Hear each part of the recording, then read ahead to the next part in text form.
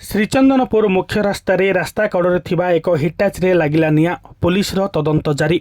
गतकाली विलंबित रात्र समय गंजाम जिला पाटपुर थाना अधीनस्थ श्रीचंदनपुर मुख्य रास्ता कड़े थिबा एक हिटाचीरे अचानक निया लगी जाइथिबा सूचना मिली।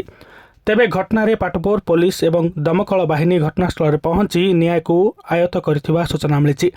तेबे सूचना अनुसार शेरगढ़ आंबुलांस कर्मचारी श्रीकर गौड़ बलराम महांकुड़ा एवं मिटू बेहेरा रोगी छाड़ी फेरुथिले। हेले हठात सेमाने देखिले एक रास्ता कड़े थिबा हिटाचीरे निया लगी जाइछि। तेबे काल विलंब नकरी संगे संगे बलराम महांकुड़ दमकल बाहिनी को खबर देथिले। खबर पाई शेरगढ़ दमकल बाहिनी घटनास्थल पहुंची निया को आयत्त करथिले। तेबे सूचना पाई पाटपुर पुलिस मध्य घटनास्थल पहुंची थिले। तेबे हिटाची को केही दुर्बृत्त निया लगाई देछि ना हिटाची सेमती जलीगला से उपरे पुलिस तदंत आरंभ करथिबा सूचना मिली। तेबे नूतन रास्ता निर्माण कार्य चालुथिबा जोगु टेंडर को नहीं एभली कार्य होइतिबा स्थानीय अंचल चर्चा।